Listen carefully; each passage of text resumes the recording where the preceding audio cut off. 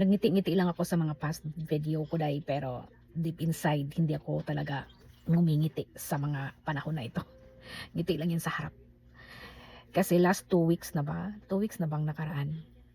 Kinausap ako ng masinsinan ng aking panganay. Kaloka, wait lang day kasi baka maiyak ako. Kinausap niya ako, tapos nag-usap kami sa pinag-uusapan namin sa kalagitnaan is ang sumatotal is gusto niyang humiwalay na sa amin. Tapos malungkot. Malungkot siya para sa akin. Wait lang, day. Tapos, day, actually, gusto ko rin naman para malaman niya kung anong tama at mali at para mag-grow din siya. Ganon. Tapos, ang problema lang dyan is yung lungkot at saka yung pag-alala. Hindi talaga mawawala. Tapos, dito ako nahihirapan sa kanyang ama. Pati siya nahihirapan din siya sa kanyang ama. Dahil panigurado ayaw pumayag. Ayaw pumayag kasi panganay kasi siya dahil tsaka lalaki pa. Sa ano kasi nila, sa culture nila ba yung tawag niyan, is ang lalaking panganay ay obligasyon niya ang kanyang mga magulang. Hindi lang ako sure, dahil correct me if I'm wrong na lang. Tapos parang humingi siya ng tulong kahit hindi siya nagsabi sa akin na kausapin ko yung ama niya. Tapos nagbuntong hininga ako dahil tapos sinabi ko sa kanya, alam mo gusto kong mag-grow ka.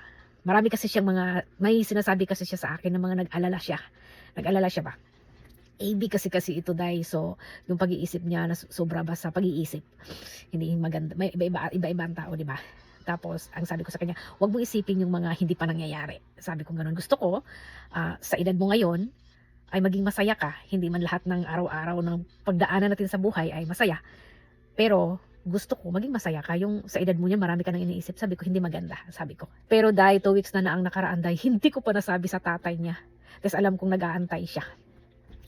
Tapos, ngayong Webes, nakita ko sa schedule ng papa niya is, meron siyang day off.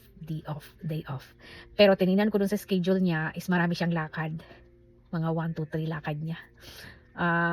Kaya, nag-isip ako hanggang ngayon. Tapos, gusto ko kasing pagbigyan yung anak ko. Na, gusto niyang humalay sa amin. O sige, go ahead. Parang ganun. Ngayon dahil yun ang talaga ang nagpapabigat sa akin. Dumating na yung panahon na yung sabi niya, gusto ko kasing humiwalay na, yung mag-isa na lang. Mahirap ipaliwanag na yung style sa atin, yung at saka dito, mahirap. Marami talaga dito na parang pagdating na nila ng adult or 20, marami sa kanila ay parang humiwalay na sa pamilya. Ang gusto ko kasing mangyari dahil kasi tansya mo yung partner mo na ayaw niya. Ang gusto ko kasing sabihin sa papa niya ay pumayag siya na walang galit or walang sama ng loob. Kasi ang pangit ng maghiwalay kasi dahil na merong galit at saka sama ng loob, di ba? Ang pangit. So gusto ko na kung mawalay man siya sa amin, yung hindi mabigat ang kanyang dibdib. Tama ba ko dahil? Yun lang. Ay, nako, bye-bye.